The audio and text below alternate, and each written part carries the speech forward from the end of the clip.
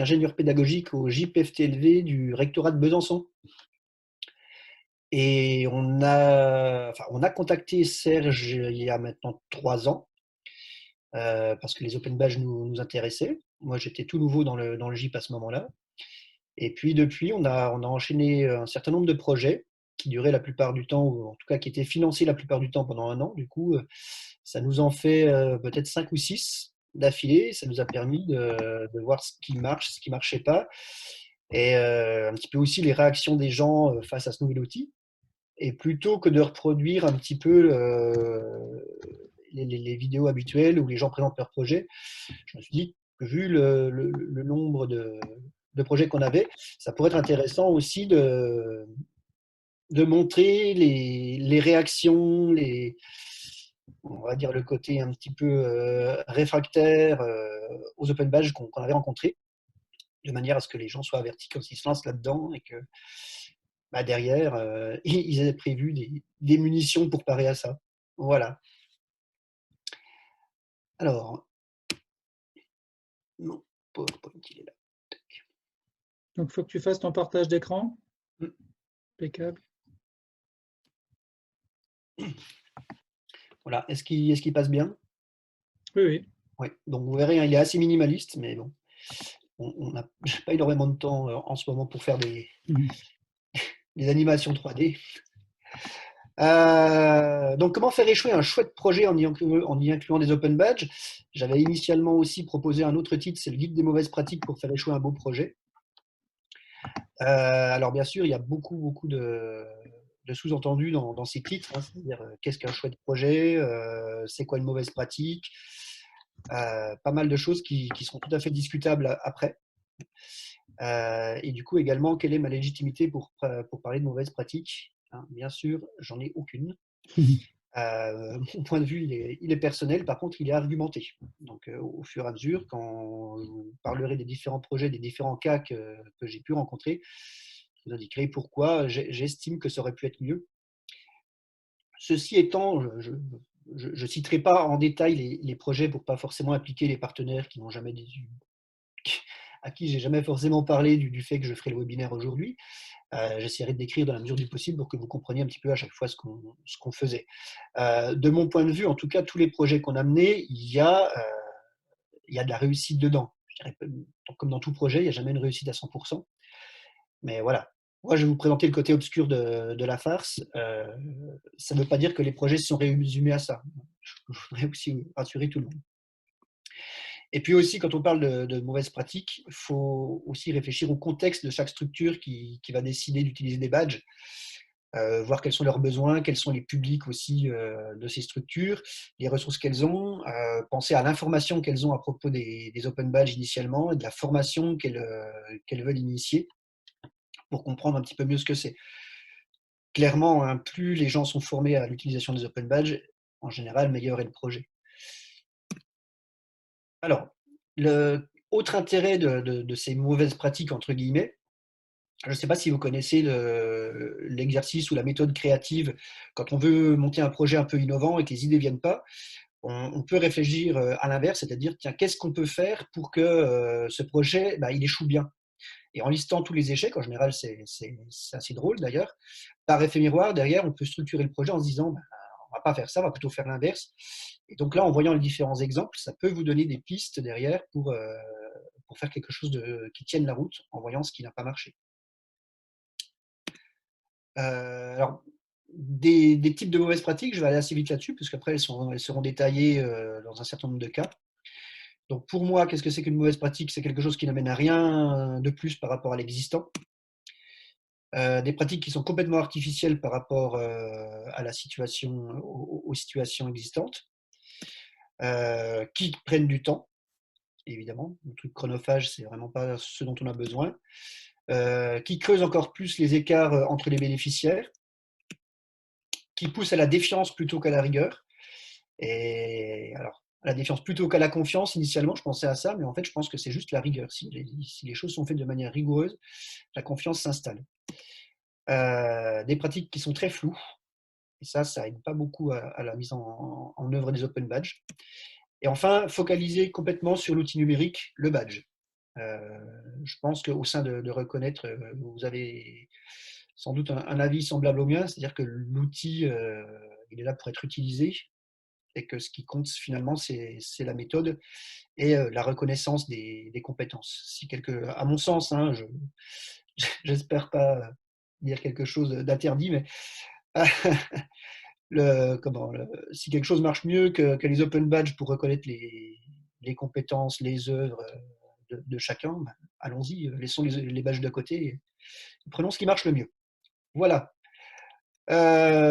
Trois thèmes principaux par rapport au cas que j'ai pu observer. Alors le plus commun, hein, et si on changeait rien pour changer, c'est-à-dire comment on va s'approprier les open badges immédiatement pour en faire un truc qu'on fait déjà. Ensuite, voilà, le fait de rester flou, hein, comme ça on peut mettre tout et n'importe quoi dans les open badges, et du coup on perd beaucoup en crédit. Et puis j'ai 2 minutes, on fait des badges. Comme tout projet, hein, si on veut qu'il soit bien construit, ça s'improvise pas. Donc on verra quelques cas où ça n'a pas trop marché justement parce qu'on est allé trop vite. Et je dis bien on, je m'inclus dedans, puisque à chaque fois, j'ai participé à ces différents projets. En général, c'est moi qui a mené le support, la plateforme Open Badge Factory, l'explication, la formation, etc. Donc aussi tous les échecs qui vont être cités, voilà, je les prends aussi pour moi. Et du coup, je me dis que j'ai appris plein de choses. Alors, les premiers cas, et si on changeait rien pour changer? Alors, tout d'abord, quelque chose qu'on voit assez couramment, c'est les badges étoilés, qui ne sont pas choquants du tout, hein. On pense tout de suite à la cuisine, les restaurants 1 étoile, 2 étoiles, 3 étoiles, c'est toujours positif, c'est toujours très bon ce qu'on va y manger, normalement. Déjà, premier point de vigilance, il faut que la signification des étoiles soit claire, notamment pour le lecteur, hein. Quand on est dans un projet, on met des étoiles à tout va, on sait très bien ce que ça veut dire, mais quelqu'un qui parcourt rapidement les visuels des badges, lui peut pas forcément comprendre ce qu'on attend, ce qu'on entend par ces étoiles. Alors le premier cas ici, c'est un chouette projet avec un CFA. Donc les élèves partent en stage, là en l'occurrence c'est dans une grande entreprise, et puis ils reviennent avec un rapport de stage qu'ils présentent, et puis ils obtiennent des notes, et en fonction des notes, du coup, ils obtiennent des badges étoilés. Donc ici, donc c'est un badge très très décrit, hein, le contenu du stage est assez dense, tout est bien décrit. Et résultat, voilà, s'ils ont le badge d'une étoile, ils ont entre 10 et 14, 2 étoiles entre 14 et 17, 3 étoiles entre 17 et 20. Alors pourquoi moi je le classe dans je suis pas fan. Je suis pas fan, c'était pas là-dessus qu'on était parti quand on avait commencé ce projet. D'une part la plus-value. Alors ici, la plus-value de l'open badge, ben, ça va être de valoriser le résultat du stage. Ceci étant, la personne qui a eu entre 10 et 14, je ne suis pas sûr qu'elle ait forcément envie de médiatiser qu'elle ait eu peut-être que 10, alors qu'elle aurait pu avoir peut-être 13,5, 14. Donc par rapport aux notes, voilà, c'est discutable aussi. Il y a peut-être que les deux catégories 2 étoiles, 3 étoiles qui vont en profiter vraiment de cette valorisation. Et puis, que penser de tous les élèves qui ont fait ces stages, qui ont acquis les compétences aussi, et puis qui ne sont même pas répertoriés dedans, alors que quelqu'un qui a eu en dessous de 10 sur 20, finalement, il a quand même acquis des choses. Et là, ce système ne reconnaît pas ses acquis. Voilà pourquoi je reste un petit peu sur ma réserve. Les écarts se creusent. Hein, on a les élèves en situation de réussite bah, qui peuvent en plus valoriser leur réussite en les diffusant sur les réseaux sociaux, sur des portfolios numériques et sur ce qu'ils veulent de toute façon, et grâce à l'objet numérique. Et puis ceux qui sont peut-être plus en difficulté, et bah, qui restent. Voilà. Pourquoi je suis un petit peu réservé par rapport à cette utilisation de la note sur 20, de l'interro, entre guillemets, et des étoiles sur des badges. Tu Il y peux a- apporter une précision, c'est la note qui donne les étoiles ou ce sont les étoiles qui donnent la note? C'est la note qui va donner les étoiles. Si voilà, Voilà. l'élève qui a 11 ou 12, bah, il va avoir son badge d'une étoile. C'est quelque chose d'assez descendant, hein. C'est très scolaire. Je reparlerai plus tard des badges récompenses, hein.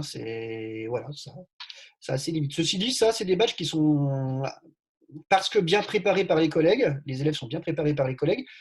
Je dis collègues parce que je suis aussi enseignant, hein, de formation. il y a un bon taux d'acceptation, hein. On est largement à 70% d'acceptation des badges enfin, pour moi, c'est un bon taux, 70%. Je ne sais pas, chaque structure travaille différemment, hein. Voilà. Deuxième cas de badge étoilé, qui démarre plutôt bien. Alors là, c'était le même projet d'ailleurs, mais dans un autre établissement et du coup mené de manière un petit peu différente. On avait réussi à réunir un public varié pour les créer, c'est-à-dire que là, les bénéficiaires créaient eux-mêmes leurs badges, donc des apprentis, dans le domaine de gestion-administration. Et encore plus chouette, les maîtres d'apprentissage étaient présents pour co-créer ces badges et des enseignants. Donc là, une petite équipe de 3 apprentis, 3 demoiselles motivées, ont mis en place un badge qui s'appelait le badge accueil à l'époque, étoilé. Alors là, un système qui me plaît un petit peu plus, c'est-à-dire celui qui a le badge une étoile, c'est qu'il a validé sur les 7 critères totaux, 3 critères. S'il a 2 étoiles, il a 5 critères validés. Et puis s'il a les 3 étoiles, eh ben, tous les critères de qualité d'accueil sont validés. Eh oui, mais ça m'a l'air pourtant bien. Alors, moi, je suis plutôt d'avis que c'est pas mal. C'est juste les réactions que j'ai eues après auprès des chefs d'entreprise quand on a commencé à essayer de diffuser le projet. C'était toujours ce retour franco-français à la note sacro-sainte. Et même quelqu'un qui avait eu une étoile ou même 2 étoiles, j'avais la réflexion de bah oui, mais cette personne, elle n'a qu'une étoile sur 3, donc elle a 1 sur 3 ou bien 2 sur 3. Donc c'est voilà. La plus-value, finalement, quelqu'un qui avait réussi à mettre en avant ses qualités d'accueil, était minimisé parce que après, dans le visuel du badge également, hein, on voyait qu'il n'y avait qu'une étoile et qu'on pouvait en obtenir 3. Donc c'est pareil, peut-être une mise en garde ici à avoir dans les visuels. Est-ce qu'il y a besoin de dire le nombre total qu'on pourrait avoir si on était vraiment merveilleux, et puis par rapport au nombre de critères qu'on n'a plus validés. Voilà. Si bien qu'on arrivait également à peu près le même système que tout à l'heure, c'est-à-dire ceux qui validaient tout pouvaient proposer leur badge, puis ceux qui avaient des petits badges, enfin des petits badges, c'est pas des petits badges, faute de ma part, des badges qui avaient moins de critères validés, eh bien, eux le gardaient pour eux et ne l'utilisaient pas. Donc, je trouvais ça dommage par rapport à l'intention initiale qui était de valoriser les. Alors, dans ce projet-là, oui, j'aurais pu en parler, c'était vraiment de valoriser les compétences informelles des apprentis en passant par les maîtres d'apprentissage qui les côtoient énormément en entreprise. Donc, il y avait toute une partie qui était compétences professionnelles qui étaient validées par les enseignants, par l'examen, et toute la partie informelle était proposée aux maîtres d'apprentissage. Voilà un petit peu le projet, qui s'appelait Apprenti Badge. Pour ceux qui cherchent, je crois qu'il y a encore un site qui doit être mourant, mais encore accessible. Ensuite, dans le cadre de ce même projet, réaction immédiate, formidable, des badges, super, on va pouvoir faire des badges pour les meilleurs de la classe, ceux qui ont les félicitations au conseil de classe. Comme ça va vraiment valoriser leur excellence. Bon. Pareil, grosse question sur la plus-value, c'est-à-dire que les élèves qui sont déjà bons, qui n'ont pas forcément besoin de ça, sont survalorisés pour moi, en tout cas, on les met en avant. Qui plus est, dans ce projet, ça va prendre du temps à gérer à chaque conseil de classe, à envoyer aux différents apprentis, qui les ouvriront ou pas. Donc voilà, moi, j'estimais en tout cas que ce n'était pas le but du projet de toute façon. Et puis la personne, le chef d'établissement qui m'avait dit ça, effectivement, tout de suite revenu en me disant oui, effectivement, l'objectif, c'est plutôt de valoriser tous nos élèves dans ce qu'ils ont de beau, de bien, plutôt que de, encore une fois, valoriser la réussite des élèves qui sont déjà en réussite. Voilà. Alors là, on passe dans le cadre d'un autre projet, mais bon, qu'on retrouve régulièrement, c'est le badge récompense, donc quelque chose de très descendant. Là où je suis mitigé sur ce projet, c'est que les personnes, les bénéficiaires qui vont rentrer dans cette structure ont une présentation de leur parcours. On leur parle des open badges. Après, je ne peux pas aller dans le détail jusqu'où, mais c'est relativement succinct. Ils n'ont pas beaucoup d'heures pour en parler. Ils suivent leur formation et les formateurs, tout au long de la formation, valident les compétences. Voilà. Alors, quelles compétences? 15 compétences qui ont été décidées par Pôle emploi pour obtenir cet appel d'offres. Donc voilà, derrière, on arrive à ça. Le meilleur taux d'acceptation des différents badges, c'est 50%. Il doit y avoir un ou deux badges acceptés, donc un badge sur deux.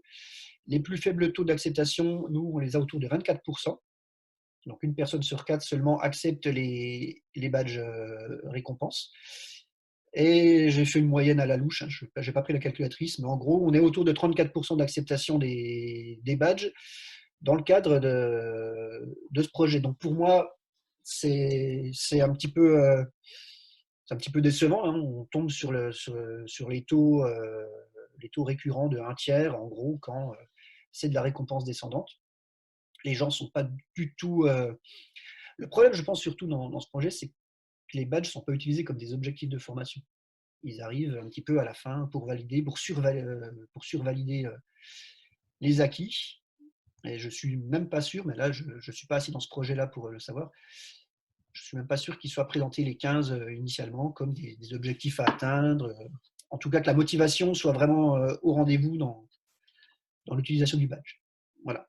Alors, pour moi, ici, évidemment, le problème, c'est la préparation à la démarche. Quand je suis intervenu auprès de cette structure, en gros, en 1 heure, on avait bouclé le projet.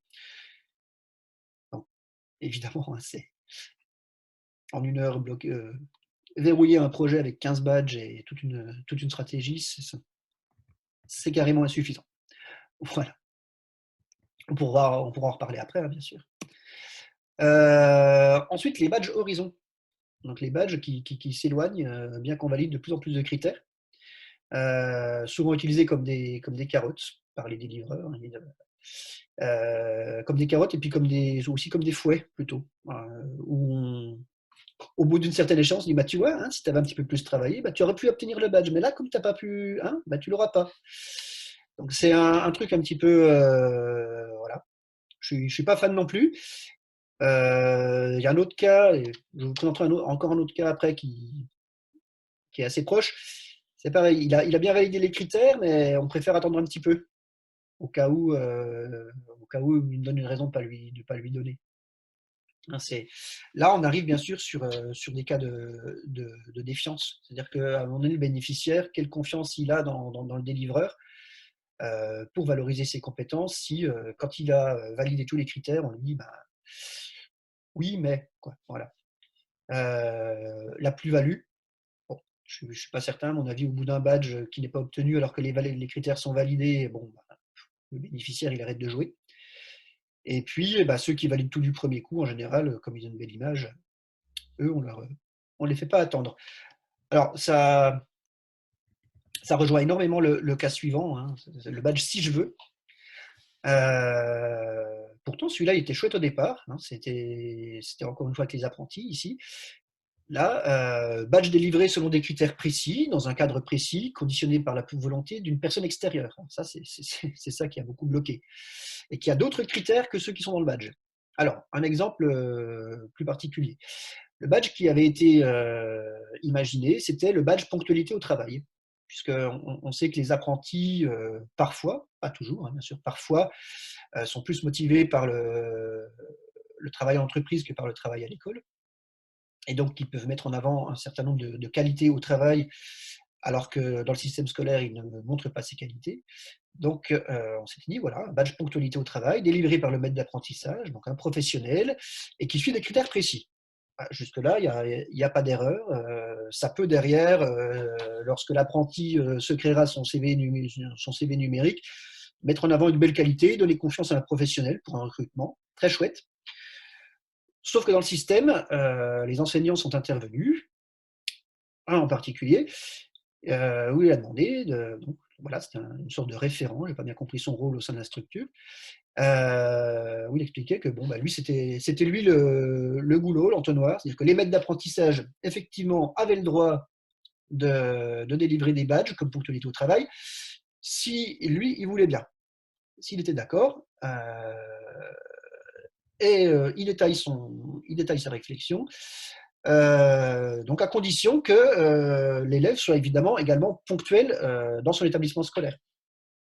Alors évidemment, là on peut se poser beaucoup de questions. La ponctualité au travail, c'est pas ponctualité à l'école. Également, il ne fallait pas qu'il ait de problèmes de comportement. Pourquoi valoriser quelqu'un hein, alors qu'à l'école, il n'est pas sympa. Donc voilà, on arrive sur des critères déconnectés, sur quelque part, à mon sens, hein, une peur de perte de pouvoir vis-à-vis de l'apprenti. Ici, on veut tout verrouiller, on veut tout contrôler. Et en ce sens, là, on arrive également sur de la défiance et sur quelque chose qui aurait mal marché. Du coup, on n'a pas souhaité continuer de travailler avec cet établissement et c'était réciproque. Du coup, voilà, tout s'est mal passé. Voilà. Ensuite, je reviens toujours dans le cadre de l'apprentissage, donc même projet, mais cette fois-ci avec un autre établissement. Un beau moment. C'était le fameux moment dont je vous parlais tout à l'heure, hein, où les apprentis étaient réunis avec les maîtres d'apprentissage, enfin en tout cas avec quelques maîtres d'apprentissage et quelques enseignants, pour faire quelque chose de très collaboratif. Hein. Imaginez les badges qui les mettent en valeur, notamment même des badges individuels, des badges personnels ont été imaginés, j'en reparlerai tout à l'heure. Des groupes de 3 ou 4, avec un référent pédagogique, alors pas forcément dans chaque groupe, hein, mais voilà, un référent pédagogique la plupart du temps dans tous les groupes d'apprentis. Voilà, échange très intéressant, bel investissement des bénéficiaires, sauf que, donc, qu'est-ce que c'est qu'un badge collaboratif créé en groupe de 1 ? C'est que dans le groupe, la dénomination et les critères ont été choisis par le référent pédagogique. C'est-à-dire que les apprentis, à partir de 16 ans, ils n'ont pas forcément le bagou, l'expérience, la répartie pour contrecarrer les arguments de l'enseignant, qui sont parfois tout à fait cohérents. Mais au bout du compte, l'échange de ce groupe a coupé court, puisque c'est au final l'enseignant qui a décrété les critères à choisir pour le ou les badges enfin pour le badge, il n'y avait qu'un badge, pas groupe, qu'ils ont décidé de créer. Donc c'est pareil, je trouve que c'est un petit peu décevant parce que là on était parti sur du collaboratif où chacun avait son mot à dire, où c'était de la co-construction. Et au final, on se retrouve que la co-construction, elle a été trop dirigiste. Bon, ceci étant, on a continué avec eux, ça a plutôt pas mal marché. Voilà. Donc voilà pour la partie en gros où j'estime qu'il n'y a pas vraiment de plus-value et où les gens ont continué de reproduire un petit peu ce qu'ils savaient faire, un petit peu par peur de la nouveauté, hein, où les profs restent profs référents tout puissants et où les élèves se taisent et courent après des récompenses. Je caricature énormément la situation, hein, mais c'est pour l'idée générale. Voilà. Donc deuxième partie, restons fous au cas où. Là, c'est plutôt sur le manque de précision, le manque de rigueur qu'on va avoir parfois en créant des badges. Alors là, ça amène à un deuxième webinaire que j'avais proposé, le badge insigne ou le badge emblème. C'est-à-dire que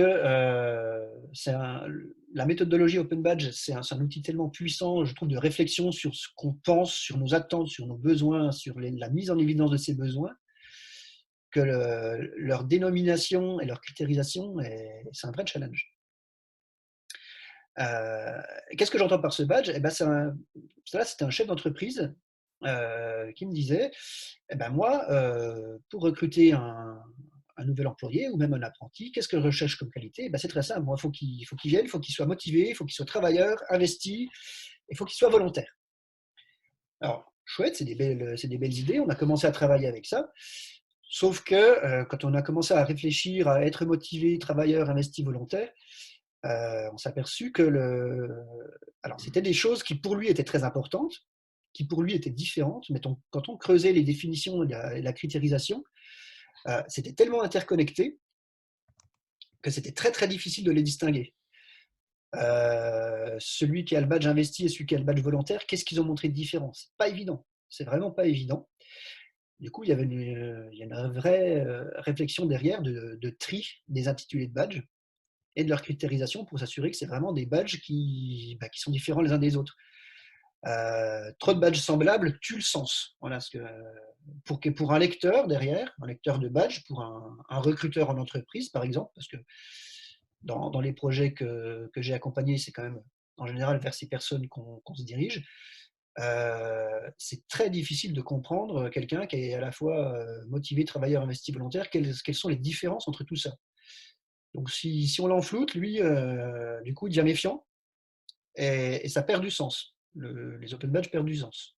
C'est plein de fois la même chose, c'est pas clair, donc c'est pas sérieux, donc on fait pas confiance. Et en plus, ça prend du temps. Encore une fois, il faut créer les visuels, il faut créer les contenus. La critérisation de ces badges, la détermination des preuves, c'est souvent un lynchage absolu. Hein, c'est là où les gens perdent des amis. Voilà, c'est compliqué. Ensuite, deuxième cas, le badge no criteria.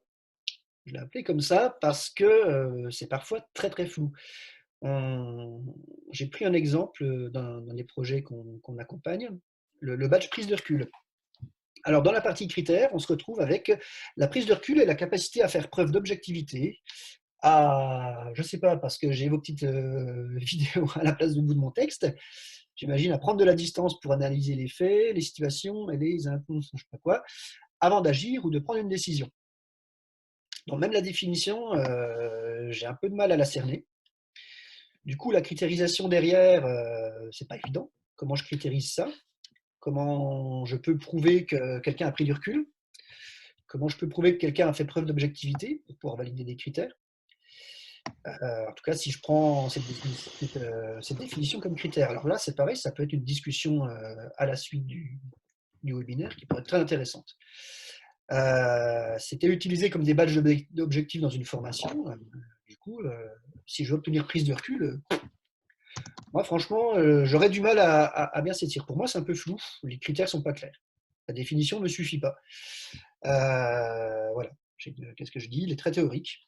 Quelles preuves à apporter pour l'obtenir? Et en plus, voilà, c'est chronophage. Il faut les créer, il faut créer les visuels. Donc, s'il est trop flou, les gens ne l'obtiennent pas. Du coup, ça ne sert à rien. Ensuite, un dernier cas pour cette partie-là, c'est la badge avec ou sans E. Ça, c'est plus une vigilance sur les dénominations. Ça peut être aussi parfois chronophage quand on a une super idée de badge et qu'elle sort systématiquement au masculin.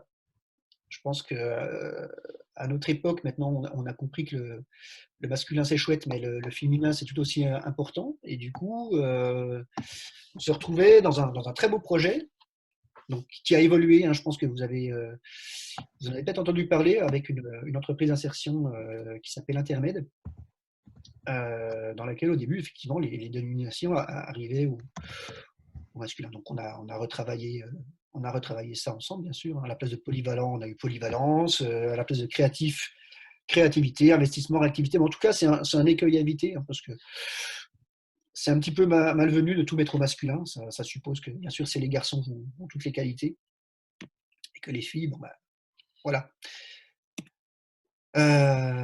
Donc, dernière partie. Je n'ai pas regardé Oui, je vais essayer de faire rapide. Je dois avoir 4 ou 5 cas. J'ai 2 minutes, on fait des badges. Oui, tu as du temps. Hein. Ouais, d'accord. Bon, ok.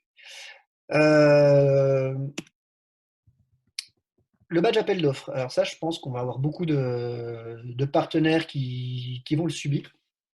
Donc, dans beaucoup d'appels d'offres actuellement, on demande, pour des formations, on demande du numérique et puis quelque chose d'innovant, vraiment un truc qui va bouleverser la vie des demandeurs d'emploi, par exemple.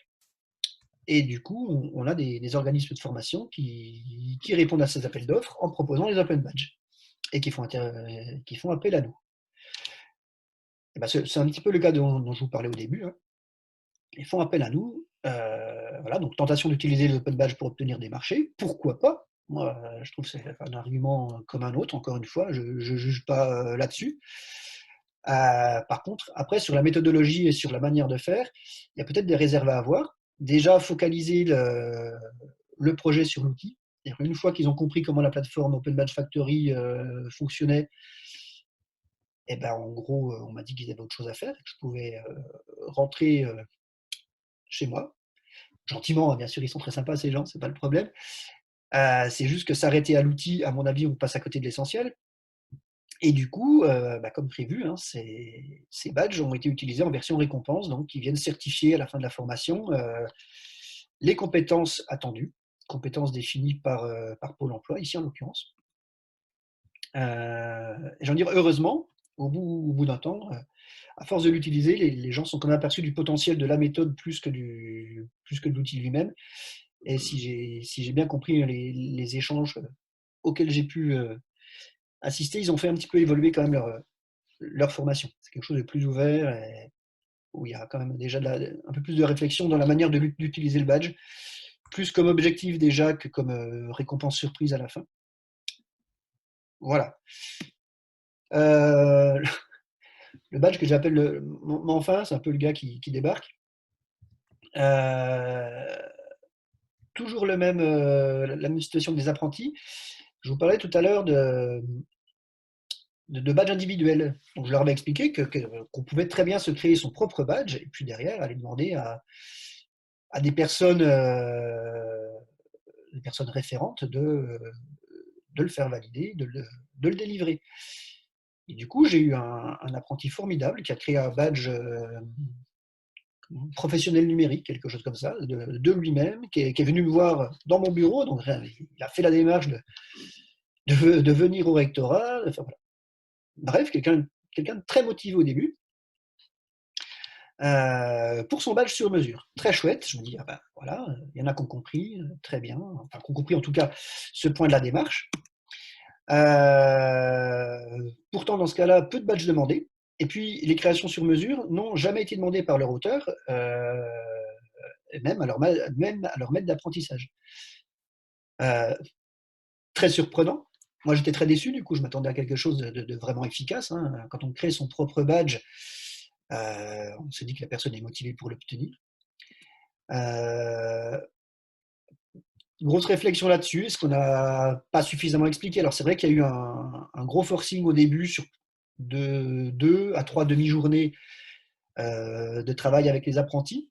Et puis après, c'est vrai que c'est parti tout au long de l'année. Moi, j'y suis pas retourné. Je ne peux pas faire le tour de tous les établissements en permanence.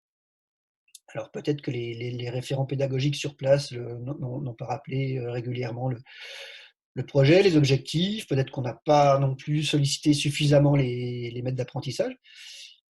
Toujours est-il tous ceux qui ont créé leur propre badge ne l'ont pas demandé.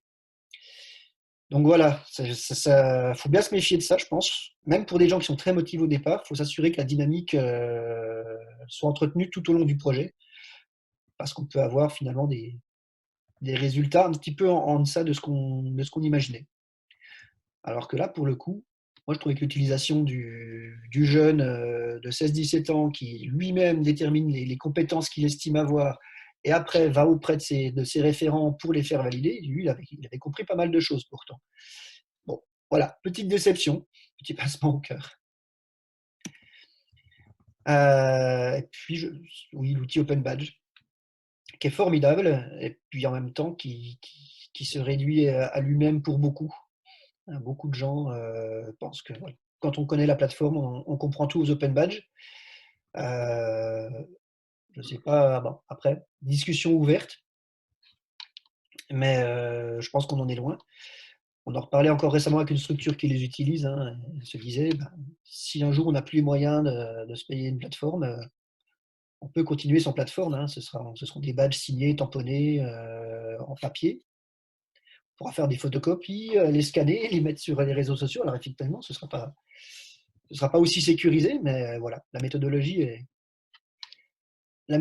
pour moi est primordiale plus que l'outil lui-même.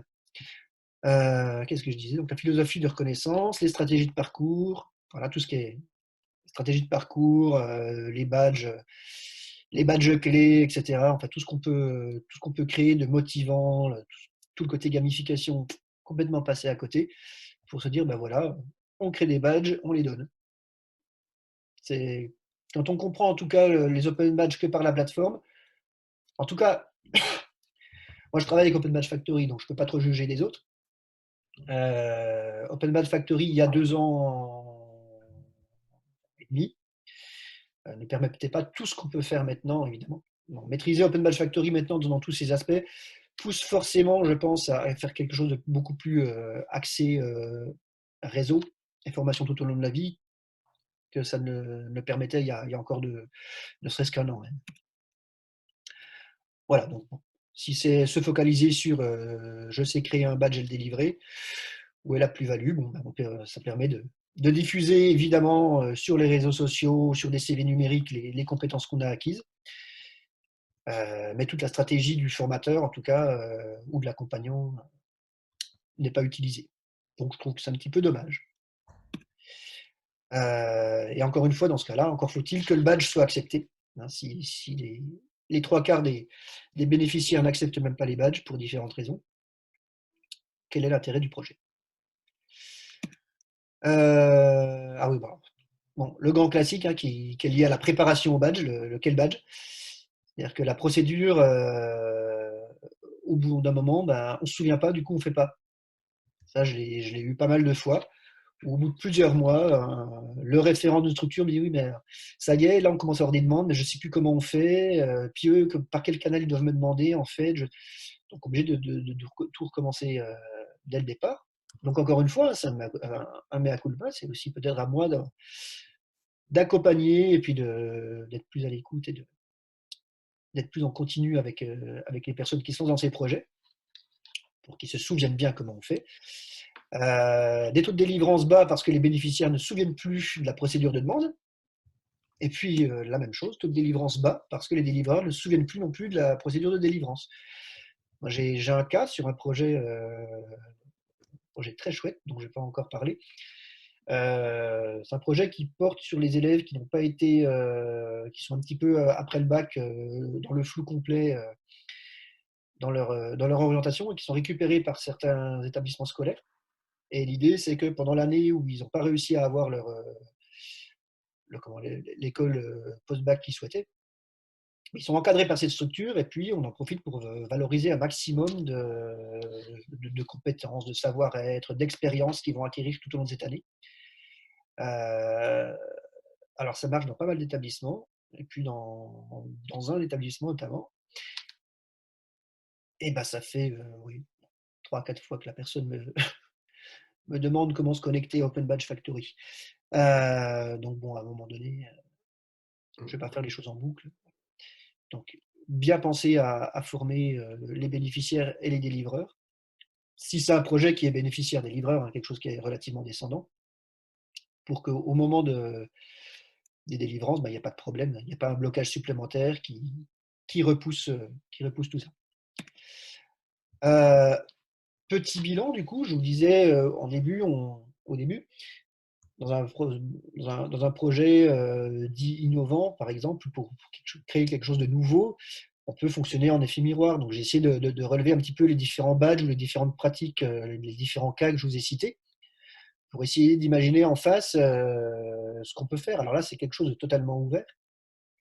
Donc, par rapport à ces badges qui sont étoilés ou notés, au final, qu'est-ce qu'on peut proposer en miroir pour éviter justement la survalorisation, on va dire, peut-être des personnes qui sont déjà en situation de réussite, de manière à valoriser tout le monde. Hein, il y a plein de choses. Les étoiles peuvent dire quelque chose de complètement différent. Alors, moi, personnellement, les étoiles, j'aime plutôt quand c'est fait type cadre 21. Pour ceux qui connaissent, c'est-à-dire des étoiles qui indiquent plutôt le niveau d'investissement dans une compétence plutôt que qu'un résultat. Voilà. Ensuite, voilà, ces badges d'excellence, qu'est-ce qu'on en fait? Comment on peut améliorer ça? Puisque ça creuse les écarts au final, ça valorise encore un peu toujours les mêmes. Une délivrance descendante, quelque chose de très, très despotique, entre guillemets, si je veux caricaturer. Comment on peut imaginer des solutions pour que ces gens qui ont peur de perdre le pouvoir, en fait, ouvrent un peu leur porte et arrivent à imaginer autre chose que toute évaluation passe par moi. Voilà. Les badges non délivrés, même si les critères sont validés, bon, ça, pour moi, c'est un petit peu c'est proche, quoi. Évidemment que dans un projet, si on se met d'accord sur des critères pour obtenir un badge Si on veut obtenir de la confiance de la part des bénéficiaires et du crédit, eh ben, il faut être rigoureux là-dessus. Si les critères sont validés, si les preuves sont apportées, le badge est délivré. Les dénominations ambiguës, là, on est également sur de la rigueur. Se méfier. Il y a beaucoup de compétences qui sont extrêmement difficilement critérisables, qui sont vraiment de l'ordre du feeling des fois, en tout cas pour beaucoup.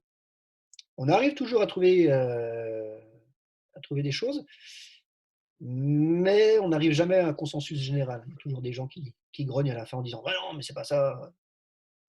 Moi, de toute façon, je ne délivrerai pas celui-là. » Bon, personne n'est obligé. Les critères mal définis, bon, ça recoupe aussi les dénominations ambiguës. Voilà, les badges ajoutés artificiellement sur un projet, on n'utilise pas les open badges pour faire beau ou juste pour obtenir un appel d'offres. Ça marche. Par contre, l'expérience veut que ça marche. Ça marche de mieux en mieux d'ailleurs. Les gens se perfectionnent avec le temps. Mais ce serait peut-être bien, je pense, de travailler ça en amont avant de le proposer. Et puis, bien préparer ses bénéficiaires et ses délivreurs. Je pense que ça, c'est un point essentiel. Voilà, je ne suis pas sûr d'avoir appris grand-chose aux habitués des open badges. Hein. C'est des cas assez fréquents, à mon avis, dans les différents projets que vous rencontrez. Mais bon, voilà, travaillant dedans maintenant depuis presque 3 ans, je me suis dit qu'on pouvait apporter, je pouvais apporter ce témoignage. Et puis, bien sûr, toute discussion à la suite sera intéressante. Merci à toi. Écoute, on va ouvrir les questions ou les remarques. Belle présentation.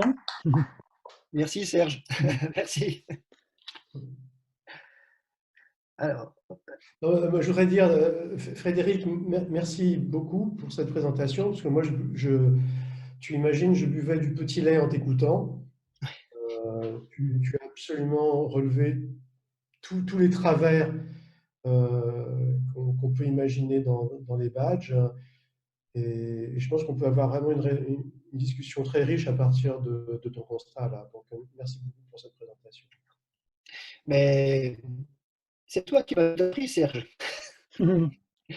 Ça remonte un petit peu, mais...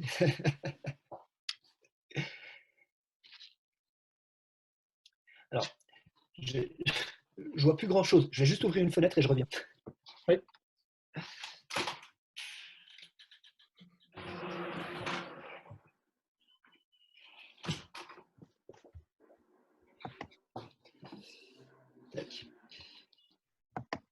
Alors, est-ce qu'on a d'autres questions ou d'autres remarques ou d'autres réactions?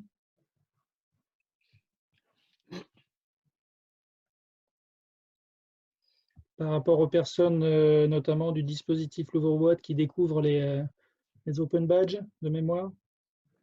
Bah, pour nous, c'est assez intéressant en fait parce qu'on n'a pas encore, c'est le seul prisme en fait qu'on a pour l'instant que ce guide des mauvaises pratiques. On n'est pas encore passé par la bonne pratique ou le modèle idéal, et je trouve que c'est pas mal de débuter la réflexion sur ces éléments-là. Ça nous permet de nous-mêmes imaginer une solution adaptée par rapport à notre programme, sans aller copier quelque chose qui pour vous pourrait être la solution ou le parcours idéal, et plutôt de le construire en fonction de nos objectifs, ce qu'on fait déjà, parce que nous on a déjà quelque chose de démarré, et pas tomber dans des travers notamment de récompenses ou de quelque chose qui serait additionnel, mais vraiment réfléchir le programme tel qu'il existe aujourd'hui pour inclure l'open badge comme quelque chose qui puisse être une plus-value pour nos jeunes et une plus-value dans le parcours global en fait. Donc merci. Juste pour nos nouvelles venues, un exercice que je propose d'hygiène mentale, c'est que dans une phrase, de remplacer le mot badge par reconnaissance. Parce que le mot badge est associé à diplôme, certificat, etc. Et quand on parle de reconnaissance, ça ouvre beaucoup plus les choses que quand on parle de badge, au moins au début. Ensuite, le mot badge doit être mis à la place de reconnaissance. Mais dans un premier temps, c'est vraiment important de penser ça aide de penser en termes de reconnaissance parce que du coup, il y a des questions qui paraissent complètement idiotes. Par exemple, j'avais une question qui était est-ce que on peut reconnaître des formations dans les MOOC avec des badges? Oui, on veut reconnaître des formations dans les MOOC, mais c'est pas la peine d'avoir des badges ou autre chose. Ça peut être des certificats ou n'importe quoi. Le terme de badge nuit un petit peu en fait à la méthodologie et à l'open badge lui-même quelque part. Il n'est pas forcément toujours pris au sérieux quand on parle de badge. C'est tout de suite vu comme un pins, comme un bon point. Et c'est vrai que sur la dernière formation que j'ai faite avec Intermed, l'idée c'était aussi de réfléchir à un autre nom que badge, notamment pour les bénéficiaires, pour leur donner du crédit. Il y a le côté ludique, c'est vrai, c'est sympa, mais aussi quand c'est des gens qui sont dans le milieu de l'insertion, le ludique, à un moment donné, ça a ses limites et ils veulent des choses sérieuses. Et on disait, chaque projet est différent. Je pense que même l'open badge doit porter un nom différent dans chaque projet, peut-être. Peut-être. Hein. Mais c'est pour ça qu'on parle de reconnaissance, qu'on a créé Reconnaître et pas l'Association française de l'open badge. C'est ça. Il y a une raison derrière ça. Oui, on le voit bien. Je travaille aussi avec Loïc hein, Géchouine au sein du projet Bravo Bourgogne-Franche-Comté. Et c'est vrai qu'au sein de ce projet-là, on insiste vraiment là-dessus, que le fait que voilà, on est là pour reconnaître plein de choses, pas que des compétences d'ailleurs, et que l'open badge, bon voilà, c'est l'outil. Mais c'est reconnaître avant tout. Du coup, là... Vas-y Laura, je crois que c'est toi qui parles. Du coup, il y a quand même une notion autour du certificateur qui est importante dans la reconnaissance et sa légitimité à pouvoir valider ou pas la compétence ou le savoir ou l'acquis. Oui. Oui. Alors ça se discute. Ça se discute, Laura. C'est que si on parle de reconnaissance, la personne peut être actrice de la reconnaissance. Il n'y a pas besoin forcément d'un certificateur. Hein. De même, la notion de reconnaissance de compétences se discute. J'ai publié un article récemment sur reconnaître des pratiques plutôt que des compétences. Donc, il y aurait vraiment une discussion à avoir. Mais bon, je m'efface, je vais laisser plutôt la parole à Frédéric. Non, je suis d'accord. Non, mais effectivement, après, je ne sais pas si c'est à ça que tu penses, mais une personne peut très bien reconnaître elle-même les compétences qu'elle a et après aller voir d'autres personnes pour qu'on la plus soit. On lui dit effectivement, oui, on est d'accord avec toi. Et vous avez déjà eu le cas de projets où il y avait une reconnaissance entre bénéficiaires? Je suis entre bénéficiaires. Non, c'est pas faute de faire la proposition systématiquement. Mais non, malheureusement. Et qu'est-ce qui fait que ça se soit pas fait? C'est un état d'esprit, une complexité différente? Non, un état d'esprit. Alors, il y a aussi, alors il y a deux choses. Il y a un état d'esprit. La plupart du temps, nous, on bosse quand même dans le cadre de l'éducation nationale. Et là, il y a quand même un état d'esprit où c'est les enseignants qui délivrent. Point. Donc les bénéficiaires entre eux, notamment les apprentis, ben non. Pas, voilà. Et puis, il y a aussi la maturité de la plateforme. C'est-à-dire que pour l'instant, pour pouvoir délivrer un badge enfin pour l'instant, il y a encore quelques mois, années, pour pouvoir délivrer un badge, il fallait être délivreur sur une plateforme Open Badge, avoir le statut d'émetteur. Et ouvrir une plateforme de badge à un apprenti de 16-17 ans, il y en a peu qui étaient prêts à le faire. En disant, il peut émettre tout et n'importe quoi, n'importe qui.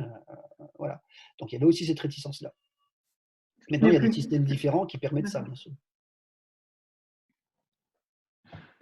Oui, alors moi, j'ai une question sur sur le côté reconnaissance vers l'extérieur, ça peut être un outil de valorisation effectivement au sein d'un groupe ou un outil de valorisation de reconnaissance personnelle du jeune. Après, la question, vous avez parlé à plusieurs reprises de la façon de le valoriser auprès des entreprises qui est très susceptible d'embaucher ces jeunes.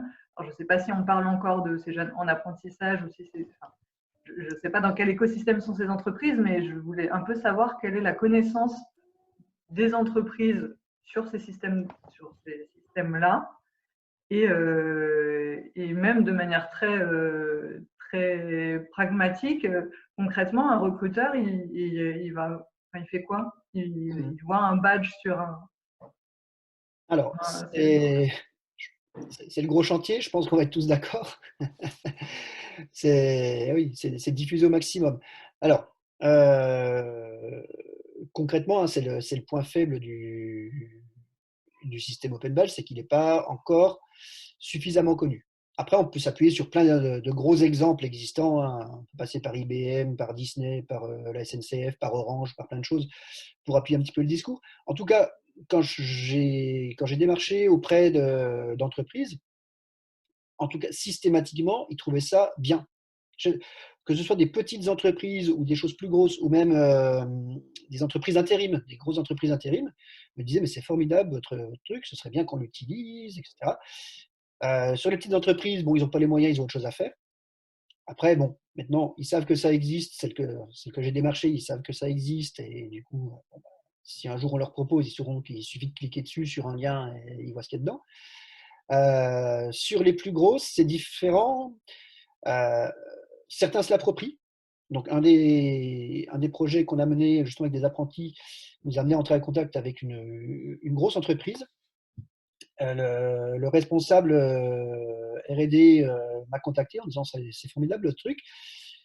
À ma connaissance, ils ont pris des stagiaires en informatique pour se créer leur propre plateforme et démarrer quelque chose là-dessus.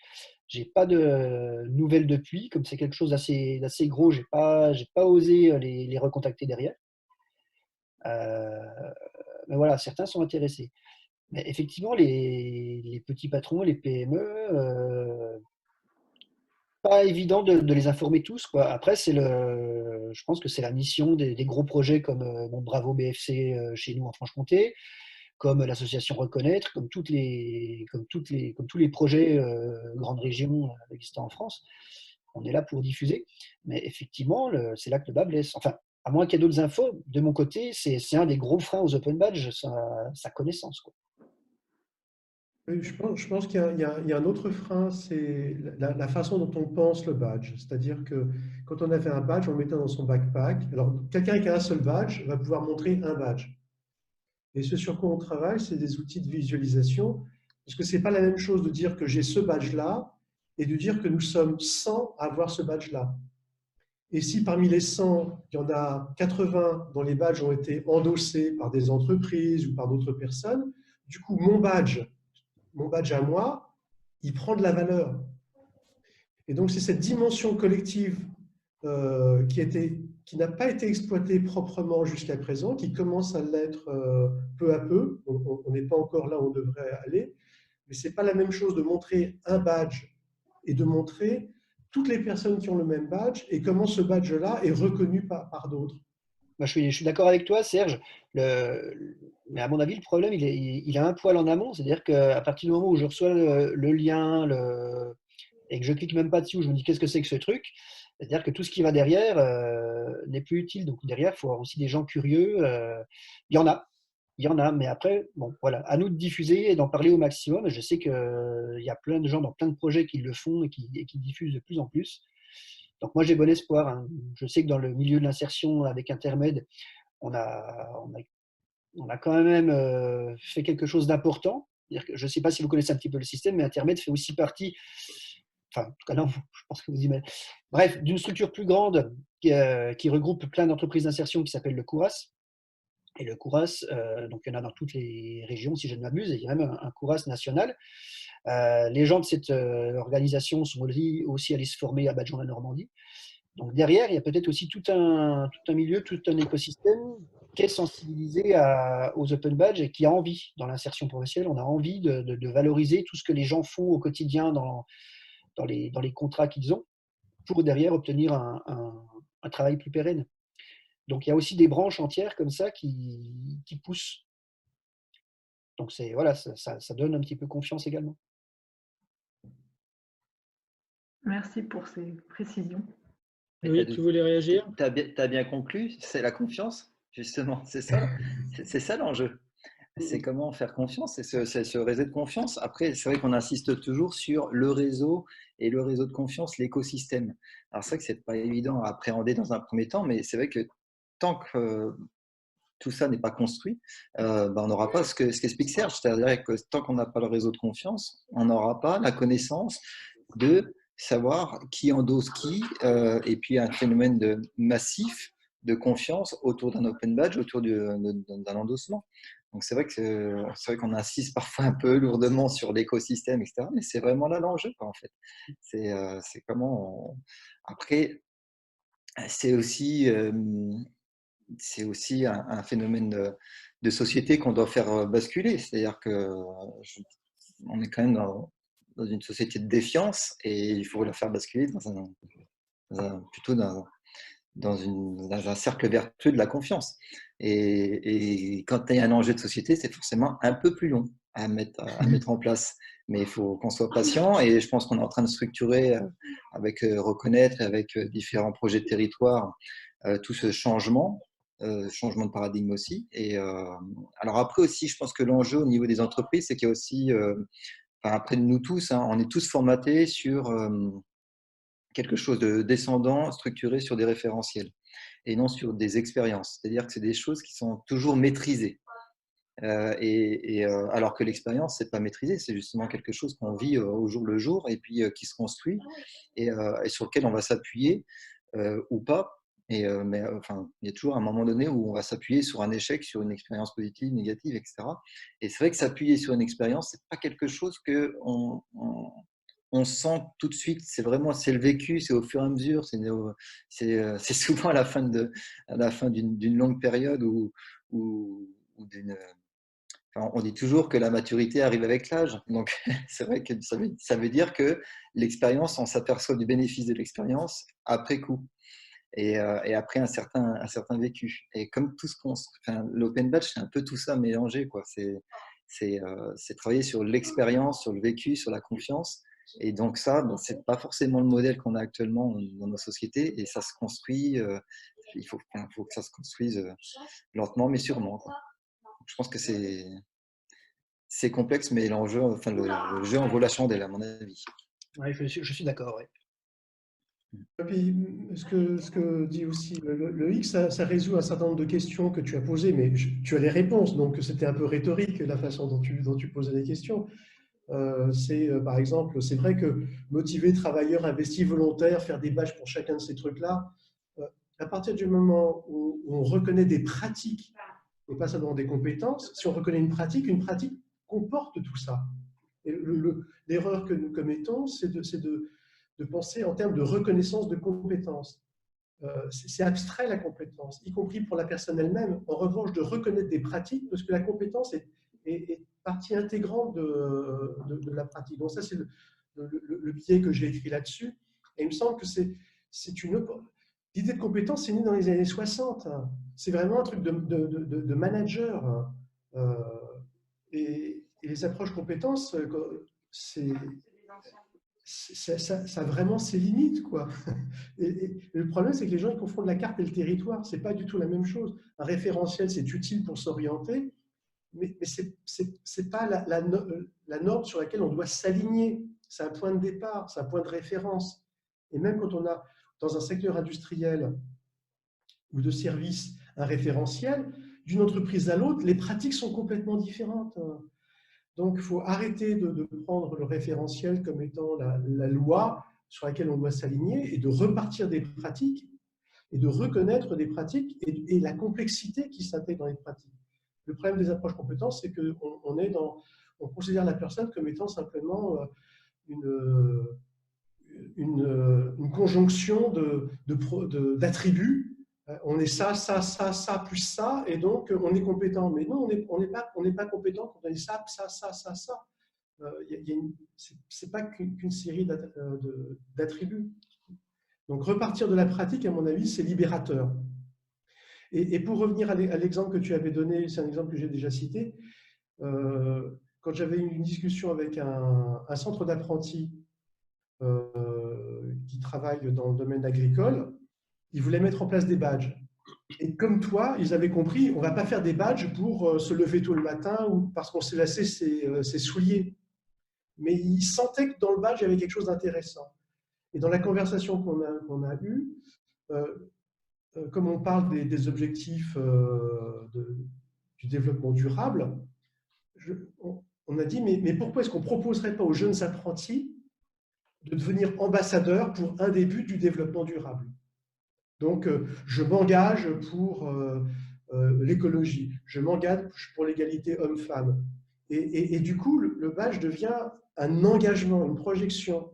Et l'apprenti, quand il arrive auprès de son employeur, même quand il va décharger des charrettes de fumier, même quand il va faire des heures plus longues que les heures légales, il sera dans une situation où il est à égalité avec son employeur.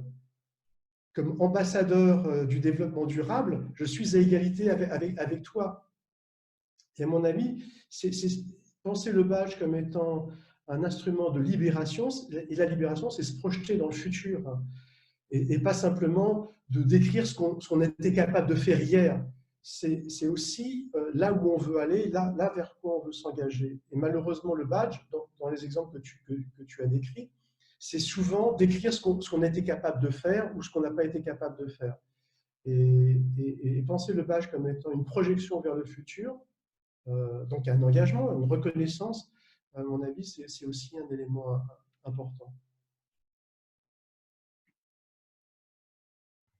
Et c'est un long cheminement psychologique.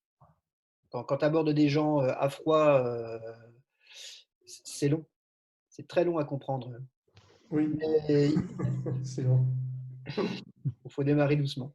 C'est pour ça que je disais au début, il y a pas de, enfin, il y a des pratiques que j'aime pas trop au final, mais chacun fait ce qu'il veut avec les open badges. Mais avec le temps, en général, on se rapproche des pratiques qui sont plus, voilà, je ne vais pas dire vertueuses parce que j'aime pas le mot, mais on va dire plus que je préfère en fait. Et puis surtout, se dire que si on est dans une perspective de reconnaissance, on ne peut pas faire d'erreur. L'erreur, c'est si on met en place des systèmes de méconnaissance ou de discrimination, comme avec les badges avec étoiles, où on fait la différence entre ceux qui ont 14 et 18, etc. Si on est dans une perspective de reconnaissance, il y a très peu de chances qu'on commette des erreurs. Est-ce que finalement, ça veut dire qu'il faut plutôt axer sur le savoir-faire? Ou l'engagement. Par exemple, ce qu'a très bien compris le Dôme, qui a travaillé sur les représentations graphiques du badge, c'est que quand il travaillait avec les Fab Labs, puisqu'ils ont un Fab Lab, il faisait un badge dans lequel le centre du badge, c'était la pratique. Et en fonction du niveau d'engagement, ça c'était la première version, ils ont changé depuis, en fonction du niveau d'engagement dans la communauté, dans la pratique, on avait des ailes qui étaient plus ou moins colorées, des lauriers plus ou moins colorés. Donc, c'était l'unité de la pratique qui dominait et la différence dans l'engagement dans la pratique qui différenciait. Mais la différence, ce n'est pas grave. À partir du moment où on différencie les gens dans un niveau d'engagement dans une pratique, ce n'est pas grave, parce qu'on a effectivement des gens qui sont des touristes, d'autres qui sont des animateurs, d'autres des concepteurs, etc., des conceptrices. Mais ce qui nous unit, c'est la pratique. Ce qui unit des infirmières et des docteurs, c'est la pratique de la santé. Et donc, on ne va pas dire que l'infirmière est moins compétente que le médecin. Ce qui nous unit, c'est une pratique, qui est la pratique de la santé. Et donc, si on repart de la pratique, ça nous unit.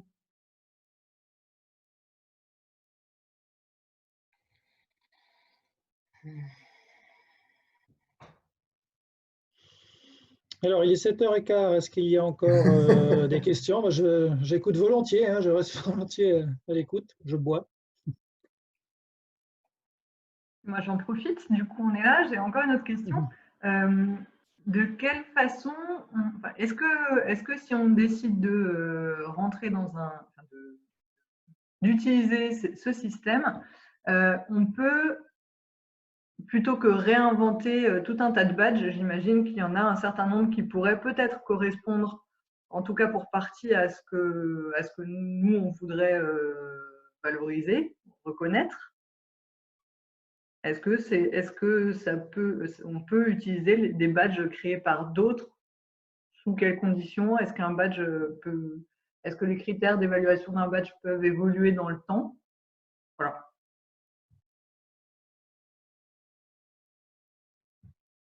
Alors oui, personne ne prend la parole. Oui, oui, on peut. Bah, il y a des gens qui sont beaucoup plus spécialistes que moi pour ça, mais bien sûr qu'on peut. Le seul questionnement, ça va être le visuel du badge, peut-être. Parce qu'effectivement, si vous réutilisez le badge d'une autre structure, il faudra se l'approprier. Enfin, je sais pas. Quid de la crédibilité si c'est à l'effigie d'une autre structure, quoi. À voir suivant le projet vraiment que vous voulez monter. Mais je suis sûr qu'il y a des gens comme Loïc là qui répondront bien mieux que moi. Bah, non, je te rejoins en fait. La seule limite, c'est le visuel. Parce que c'est vrai qu'on utilise aussi l'Open Badge comme outil de communication. Donc souvent, bah, le visuel, l'image du badge fait partie d'une forme de communication. Et donc il peut être pas mal marqué par l'image de sa structure. Après, il y a quand même des projets de Wikibadge. On essaie de relancer un petit peu là en ce moment d'ailleurs. Oui, oui. Enfin, après, il y a des. Je pense qu'on peut partager, mais après, avec le système d'endossement, est-ce qu'il vaut mieux partager ou endosser? Je ne sais pas. Peut-être que ça permet de structurer un réseau de confiance, l'endossement, plutôt que le partage. Donc, ça permet aussi de montrer que on approuve ou on fait confiance à un badge, alors que si on le partage, on voit pas, ça rend pas visible la reconnaissance de la reconnaissance. Donc peut-être que l'endossement dans un premier temps est peut-être à privilégier. Après, je sais pas, je pense qu'il y en a, il y a d'autres plus grands spécialistes du Wikibadge ou du partage, notamment sur la critérisation. Je sais que d'autres ont beaucoup plus poussé la réflexion. Mais bon. Vous pouvez juste en deux mots expliquer ce que c'est l'endossement? Oui. Moi ou qui s'y colle? Bah, l'endossement, en fait, c'est imaginons que vous ayez fait un badge sur l'engagement citoyen, que votre structure en ait fait ait fait un badge sur l'engagement citoyen, que moi-même, ma structure ait fait aussi un badge sur l'engagement citoyen, que vous regardez mon badge, vous constatez que les critères et que tout le système qui définit le badge est en accord avec vos critères et puis vos valeurs. Donc, vous pouvez endosser, c'est-à-dire notre badge.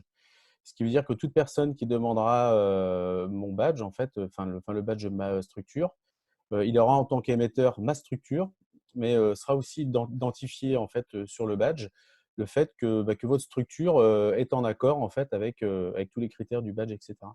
Donc là, on est vraiment en fait sur un système de confiance, quoi. Ouais. Je sais pas si c'est plus clair. En fait, c'est un peu comme Oui, un. si, c'est très clair. Voilà. C'est très clair. Et pour compléter juste la question d'avant, je pense qu'après l'intérêt aussi entre le partage ou l'endossement, c'est ce que tu disais Loïc aussi, et puis Frédéric, ça dépend du projet du badge. Est-ce que c'est de créer une communauté unique autour du badge? Après, ça dépend si vous êtes centré aussi sur le passeport, enfin sur Open Badge Passport, parce qu'il y a un service sur le passeport qui permet de discuter aussi autour du badge. Donc ça, en fonction du projet, ça peut être intéressant que tous les gens discutent en fait autour d'un même badge. Enfin, un peu comme un petit mini réseau social autour d'un badge et puis d'un projet. Alors que si on a deux badges différents, enfin la communication est peut-être un peu plus difficile en fait entre les différents bénéficiaires, quoi. Enfin, ma vision en tout cas. Enfin, ça dépend. Ouais, c'est exact, il faut Excusez-moi, je change un poil de sujet. J'ai des petits qui ont faim. Je vais devoir y aller. Bonne soirée à tous. Merci beaucoup. Mais en tout cas, merci bien. Merci, Frédéric. beaucoup. Bonne Merci soirée. Frédéric. Merci. Et on Merci terminera beaucoup. sur la question des endossements. Très bien. Donc, je ne sais pas qui était en train d'intervenir. Fabien, je crois que tu Non, terminais. C'était Serge, je crois, qui voulait Serge. compléter, non? Oui, mais je pense que c'est pas très très grave d'avoir des badges différents qui parlent du même sujet, puisqu'on peut s'endosser réciproquement. À la fin, ce qui fait la valeur d'un badge, c'est la communauté dans laquelle il a été attribué. C'est pas le fait que tout le monde ait la même image. Et donc, c'est la reconnaissance de la communauté. Et ce que j'ai écrit dans mon avant-dernier billet, c'est de dire que la reconnaissance est un phénomène qui est hyper local. Et parce que c'est hyper local, c'est une valeur globale. Donc, il ne faut pas chercher à être global, il faut chercher à être local, à donner de la valeur à sa communauté, de faire reconnaître sa communauté, de telle façon que les reconnaissances qui sont produites par la communauté aient une valeur globale, parce que la communauté existe et les reconnaissances produites localement ont de la valeur. Donc, moi, je ne m'inquiéterais pas trop de se dire j'ai un badge qui est un peu différent des autres, parce que à la fin, c'est pas vraiment un problème. Il n'y a pas besoin de se mettre d'accord sur un référentiel de badge avant de badger. C'est pas vraiment un handicap, à mon avis, aujourd'hui. Mais bon, c'est à discuter. Il faudra voir ce que l'expérience nous dit. Mais il me semble qu'à travers les endossements, et surtout ce qu'on va pouvoir faire si on travaille sur l'idée d'un wiki badge, si on définit un badge dans un wiki, on pourra très bien co-construire à la fois ce badge, mais aussi dire on va fusionner ces deux badges-là, par exemple, à un moment donné, parce qu'on va fusionner les deux pages du wiki. Donc, on en est au début, mais il ne faut pas que ces idées-là nous ralentissent dans notre action. Voilà. Très bien, on va terminer sur cette parole de Serge. Je vous remercie pour votre participation. Simplement quelques dates. On a la semaine prochaine donc la présentation de la version finale de Badge Connect. Ce sera en anglais, présenté par Nate Otto de Concentric Sky et puis Jeff Bauer d'IMS Global. Et mercredi 1er avril, donc un badge clinique en français, comment mettre les open badges au service des publics peu qualifiés, présenté par Mathieu Muselet de la Ligue de l'enseignement. Et le 3 avril, la nuit de l'open badge, si je ne m'abuse. Est-ce que tu voulais rajouter? Voilà, donc à ne pas manquer non plus. Vous pourrez retrouver toutes ces informations sur le site de Reconnaître ou sur le site de la nuit de l'open badge. Donc c'est obnight.openrecognition.org. me semble-t-il. C'est juste. Voilà. Donc, merci à tout le monde. Merci à vous. Merci beaucoup. À très bientôt. Merci à tout le monde et puis Merci. à une prochaine. Merci à vous. Bye. Une bonne soirée. Au revoir.